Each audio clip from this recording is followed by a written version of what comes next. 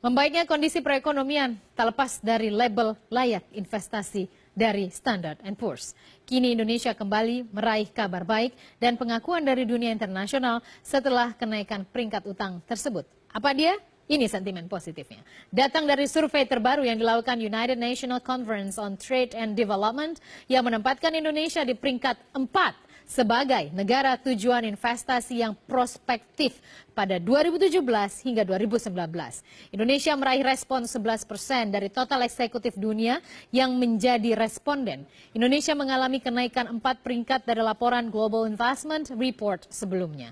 Hasil survei tersebut menyebut para pebisnis semakin optimistis dengan pertumbuhan investasi di wilayah Asia Tenggara seperti Indonesia, Vietnam, dan Singapura.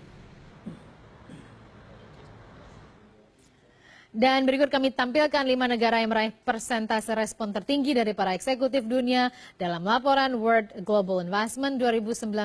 Kita lihat bersama yang pada posisi kiri dengan nomor berwarna kuning adalah peringkat pada 2016. Kita lihat Amerika Serikat berada pada posisi pertama, Tiongkok kedua, India ketiga. Indonesia pada tahun lalu 2016 masih berada pada posisi ke-8.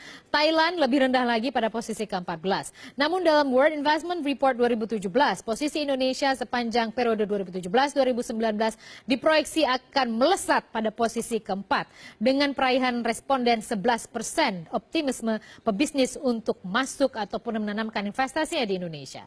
Lalu pada posisi pertama masih Amerika Serikat, posisi kedua tentu saja ekonomi kedua terbesar di dunia yaitu Tiongkok dengan 36%, selanjutnya India juga bertahan pada posisi ketiga 20%, kemudian Thailand juga melesat sangat tinggi menjadi posisi kelima dengan perolehan responden yang sama yaitu sekitar 11%. Dengan peraihan investment grade tampaknya ini juga bisa memompa lagi kepercayaan investor masuk ke dalam negeri dan jangan lupa investasi merupakan salah satu modal motor pertumbuhan ekonomi selain konsumen yang begitu rajin berkonsumsi.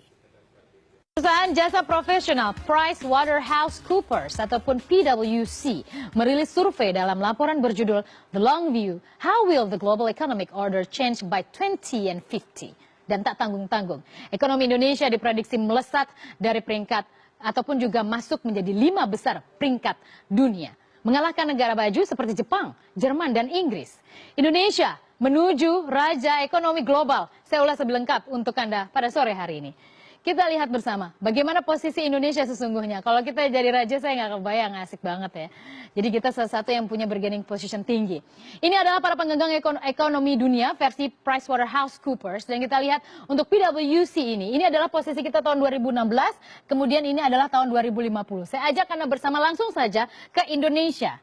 Indonesia pada tahun 2016 kita berada pada posisi ke-8. Apa saja sebenarnya dasar perhitungan ataupun juga pengukuran dari PwC ini? Hanya 2 saja. Yang pertama adalah PDB ataupun produk domestik bruto. Terakhir rilis data BPS menunjukkan produk domestik bruto Indonesia sepanjang tahun 2016 itu berada di sekitar 12.000 triliun rupiah dan angka tersebut menjadi salah satu perhitungan utama. Selanjutnya adalah purchasing power parity. Jadi purchasing power parity itu dalam ekonomi itu digunakan untuk menghitung bagaimana sebuah mata uang bisa melakukan pembelian di dalam perdagangan internasional. Biasanya perdagangan internasional akan membelinya dalam dolar ya. Nah, jadi 2 orientasi perhitungan inilah kemampuan rupiah untuk membeli produk-produk di dunia internasional, kemudian juga kemampuan produk domestik bruto. Itulah yang menjadi perhitungan sehingga posisi Indonesia dengan 2 barometer tadi berada pada posisi ke-8. Posisi pertama saat ini adalah Tiongkok dengan 2 indikator tadi. Posisi kedua Amerika Serikat, India ketiga, Jepang, Jerman, Rusia, dan Brasil. Tapi yang melegakan dan buat kita jadi GR adalah PwC menyebutkan bahwa kita akan masuk posisi keempat di tahun 2050.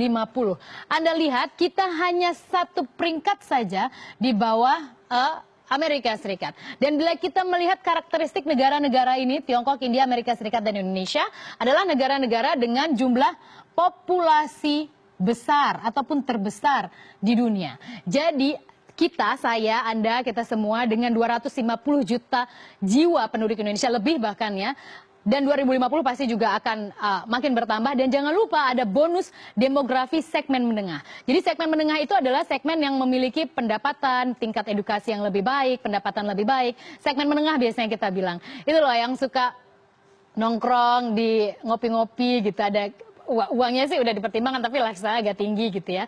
Biasanya itu beberapa ciri khas segmen menengah. Dan populasi itu ternyata menguntungkan. Kenapa? Karena orang akan belanja. Dengan orang belanja akan ada perputaran uang. Dan itu diperhitungkan menjadi salah satu faktor penentunya. Dan ternyata kita lebih baik dibandingkan Jepang misalnya. Kemudian kita lebih baik juga dibandingkan Jerman misalnya. Termasuk juga Inggris. Jadi negara-negara maju tersebut tampaknya akan mengalami stagnansi ekonomi. Pertumbuhan ekonomi mereka memang tampaknya sudah berada dalam level mature ataupun sudah sangat matang ya. Nah, negara kita ini kan sedang ingin berlomba nih, sedang tancap gas, sedang ingin memacu terus ekonomi kita.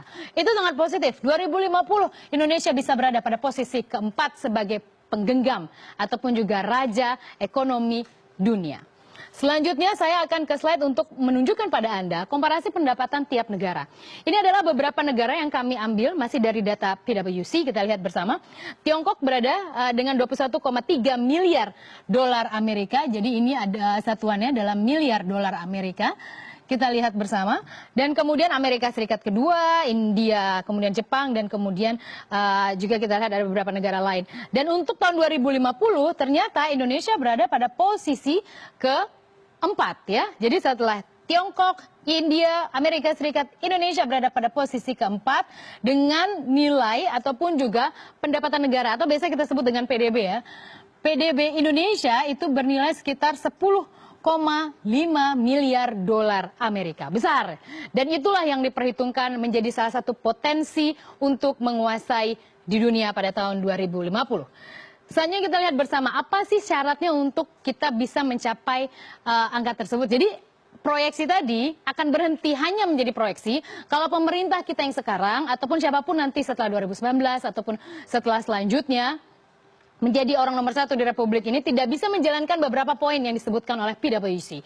Yang pertama adalah bank sentral harus kredibel dan independen dalam menentukan suku bunga acuan yang saat ini menggunakan BI 7 days reverse repo rate itu harus kredibel dan independen.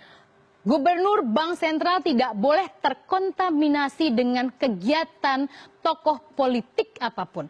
Dia harus bersih dan pure untuk membaca apa keputusan yang harus dilakukan oleh bank sentral untuk menjaga, saat ini bank sentral itu adalah menjaga nilai tukar rupiah dan inflasi. Jadi instrumen-instrumen apa yang akan dilakukan untuk menjaga kondisi makroekonomi Indonesia. Dan hal tersebut menjadi syarat pertama. Yang kedua adalah perlindungan hak intelektual. Kita, Indonesia, terkenal sebagai negara yang sangat kreatif. Tapi kita suka alpa untuk mendaftarkan hak intelektual kita ke lembaga yang memang sudah mencatatkan hal tersebut. Batik misalnya sudah kita ciptakan. Saat ini kita sedang berusaha untuk tenun ya. Jadi tenun itu tampaknya akan menjadi salah satu juga warisan yang sama halnya seperti batik ya. Tenun itu ternyata berbeda ya. Dan hal-hal seperti ini harus diperjuangkan oleh negara kita. Kenapa? Karena ini menjadi salah satu juga barometer kemampuan kita untuk mempertahankan nilai-nilai ekonomi produk Indonesia. Selanjutnya adalah regulasi lingkungan hidup yang harus efektif. Kemudian kita lihat rezim pajaknya juga harus efisien dan adil. Jadi nggak boleh apa-apa dipajakin tanpa ada alasan yang jelas. Atau apa-apa digampangin pajaknya, itu juga nggak boleh. Selanjutnya adalah kepercayaan pasar yang tinggi harus tetap terjaga tentunya dengan menjaga fundamental ekonomi Indonesia. Selanjutnya, selain kita berada pada posisi yang baik ya, proyeksinya kita posisi keempat tahun 2050, ekonomi terbesar di dunia, tapi ternyata kita memiliki salah satu PR yaitu kesenjangan sosial. Beberapa hari terakhir kita suka mendengar Presiden Jokowi ingin sebuah pembangunan ekonomi berkeadilan yang merata ya. Itu kata-kata kuncinya. Mengapa? Karena memang sulit banget gitu. Untuk negara besar seperti kita dengan bentuk wilayah yang tersebar negara perbatasan, wilayah perbatasan negara, kemudian juga kota-kota terpencil, itu tuh ternyata nggak mudah untuk membuat pemerataan ekonomi. Sulit memang. Dan kita lihat tahun 2015 misalnya, koefisien Gini kita ataupun kesenjangan sosial ya. Saya pakai bahasa lebih sederhana, kesenjangan sosial ya. Jadi koefisien Gini itu memang teknisnya, tapi kesenjangan sosial adalah gap antara yang kaya dan yang miskin. Meskipun ekonomi kita maju, tapi ternyata kita lihat bersama di tahun 1980 misalnya, kita masih berada di hampir mendekati 0,4-an, tapi tahun 2015 kita naik menjadi hampir 0,5. Meskipun saat ini kita sudah mengalami penurunan ya, 0,4 menjadi 0,39. Itu sudah lebih baik. Artinya apa? Kalau dia ada berada di level 0,5, itu lebar sekali antara yang kaya dan yang miskin gitu loh. Yang kaya makin kaya, yang miskin ya makin gitu aja deh gitu. Harusnya enggak. Pertumbuhan ekonomi 5% misalnya, secara kualitas harus dirasakan tidak hanya untuk para orang kaya yang bisnisnya makin dapat cuan, tapi juga harus dirasakan oleh masyarakat yang saat ini misalnya ingin sekolahin anaknya, ingin mendapatkan bantuan kesehatan gitu. Jadi itu harus diputar oleh pemerintah. Pemerintah harus punya sebuah kebijakan sehingga semua itu paling tidak relatif merata. Tidak seperti saat ini. Untuk itu tidak ada yang tidak mungkin Indonesia menjadi raja ekonomi dunia keempat terbesar di tahun 2050.